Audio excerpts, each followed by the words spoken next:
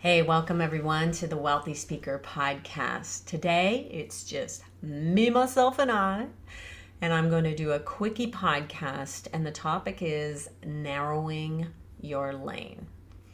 Now, based on all of the mindset work that I have been doing over the past few years, I will say that one thing needs to be in check prior to even starting the process of maybe going a little bit narrower in your lane, and that is you need to become fearless about this. When you come from a place of fear while making decisions, it does not allow you to go narrow.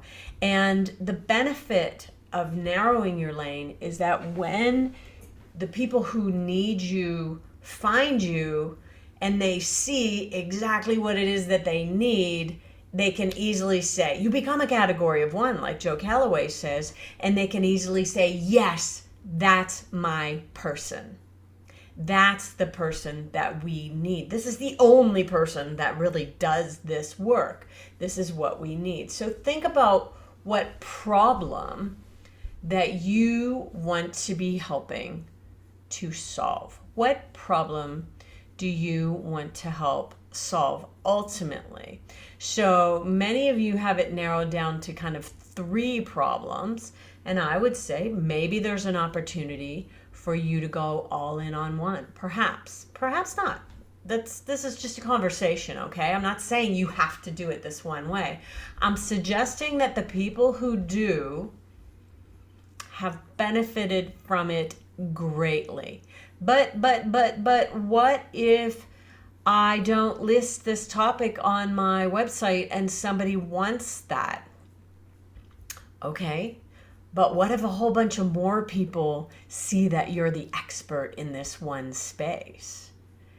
And just remember this phrase given to me years ago. I believe it was a multimillionaire named Peter Legg who told me this little tidbit that has served me quite nicely in my life.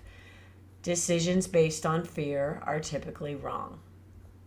Okay, so we're not coming from a place of scarcity when we make this decision. We're coming from a place of calm confidence.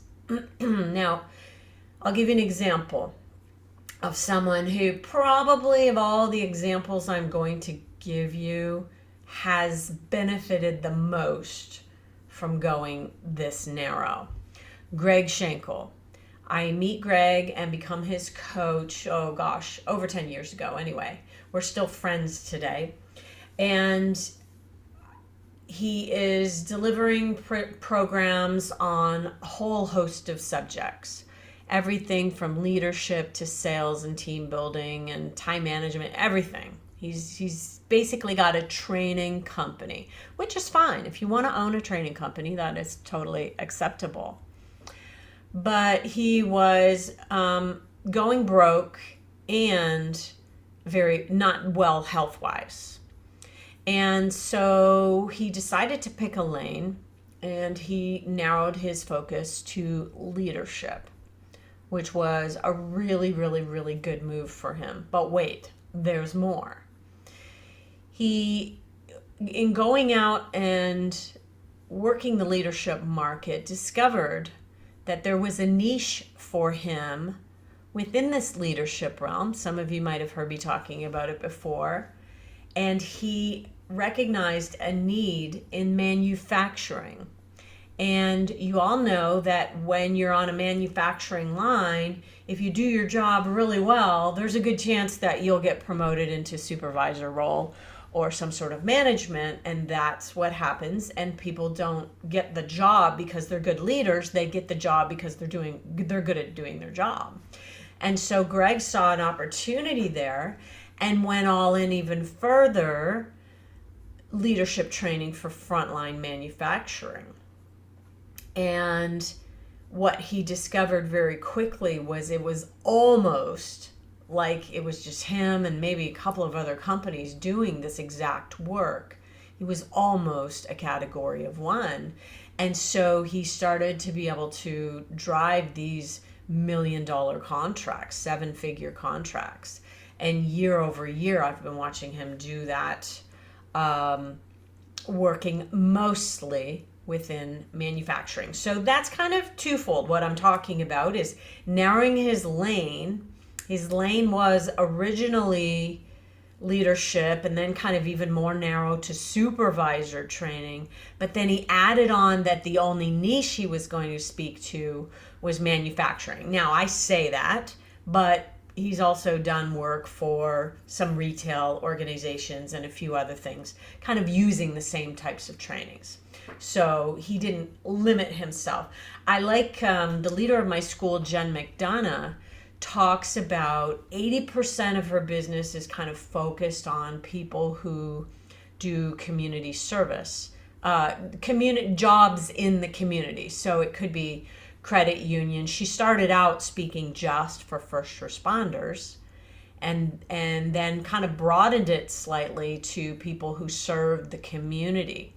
And she said that 80%, this 80-20 rule I really like, 80% of her business is within her focused arena, but 20% is where she just goes and plays for anybody in any market.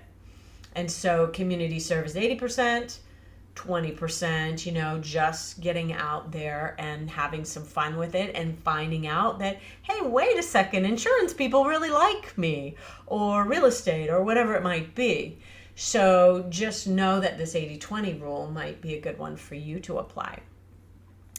Kendra Hall, as you've heard me talk about in the past as well, she has always been only about storytelling.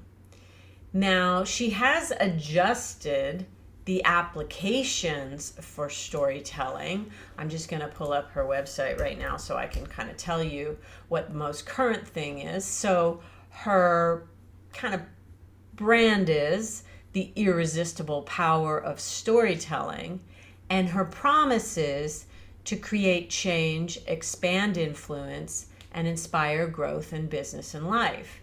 Now, it used to be a little bit more focused, maybe perhaps a little bit more of a sales bent perhaps to it. And so she has expanded in terms of what the applications are of storytelling. But Kendra has always been known since the day I met her, and she staked her spot and said, I'm going to be your next Ryan Estes, which she has incredibly well. She's, gone from 0 to 1 million and beyond, best-selling books, massive following on Instagram. So from minute one, though, it was always about storytelling. Always about storytelling. Elaine Fraze. She is someone who, as long as I've known Elaine, for over 30 years now, first we were friends and then she coached with me for a few years, has always been focused on the agricultural sector. And so Elaine helps farm families have those difficult conversations about transition and succession planning. And it's always been the agricultural space for Elaine, but she's even narrowed it further to really helping farm families transition. And I think that that's brilliant. It's brilliant when you can say that you've had 30 years in one space. And so when they need somebody and they want this particular topic, of course, who are they going to go to? They're going to call Elaine Fraze. Now, a new client of mine, Richard Bryan, he also talks about succession planning, but not just for agriculture. It's really based on his own experience turning around his own family automotive business in the UK. His family owned a lot of car dealerships, employed a lot of people, and he took over and turned it around. And now he's the person that he wishes he had back when he was taking over his family business. So he's coming from that really, really firsthand place. So he doesn't talk about a whole bunch of stuff and succession planning. He's kind of known for succession planning. Elaine Fraze is known for helping farm families have difficult conversations. Kendra Hall is known for storytelling. Jen McDonough is known for resilience, and she has had some very particular markets like first responders and then people who work in the community who she has delivered that to. Greg Schenkel is known in the manufacturing space as being the go-to guy for frontline leadership training. So when you go to do this narrowing of the lane, do it fearlessly. Do it fearlessly. Another client from the UK, her name is Shola Kay, had quite a number of different topics, and she landed in the DEI space. And I will say that DEI, we all know, and DEIB, some say, with diversity, equity, inclusion, and B being for belonging, is a good space. Her emphasis on that is empathy and equity. And so she's put her own spin on it, and she's getting booked a lot in this space. And I don't see that going away for a while because a lot of companies have a lot of work to do in that space. So good for Shola. She's coming across the pond quite a bit these days.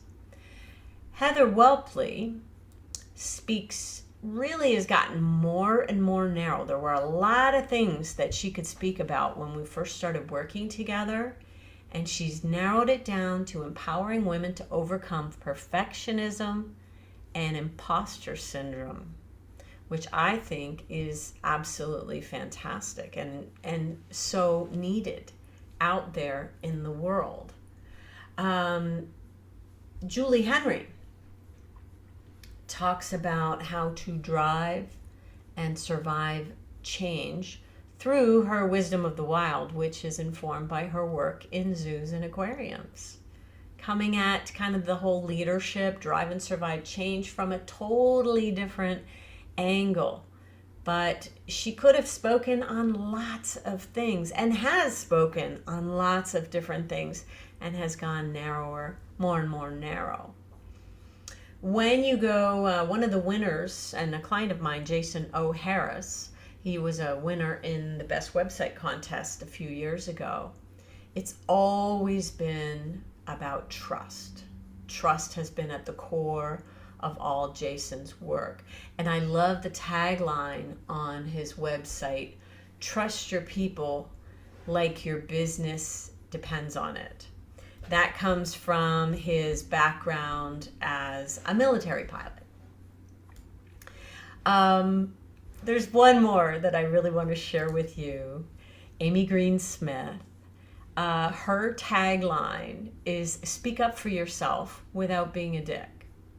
And Amy and I discussed, whether or not being a little bit edgy in her, speak up for yourself without being whatever.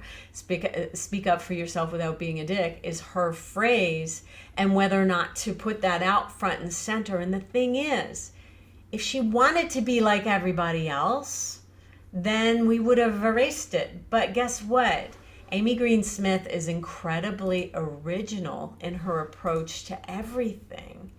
And it was really important for me, for her, to continue being her most authentic self. And so not every single conference will adopt that title, but I think that when somebody's looking for a different speaker, somebody who's a little bit edgy and much more creative in terms of the language that she uses, I think that they will want to be reaching out to Amy Green Smith because they've seen a lot of the same old out there. So how can you narrow your lane while staying true to yourself and become that go-to person? As Joe Calloway wrote the book, becoming a category of one is the ultimate goal. Being the only choice for your clients is the ultimate goal. So this has been a little podcast quickie. I'm going to do a podcast in the future on questions from you, and I would love to hear what your questions are. Rather than me trying to figure out a social media network where all of you are living, I'm just going to have you email them to me, jane@speakerlauncher.com, and let me know what your questions are. Make sure you put podcast for the title so I know that this is what we're talking about. All right, we'll see you soon, multi-speakers. Bye for now.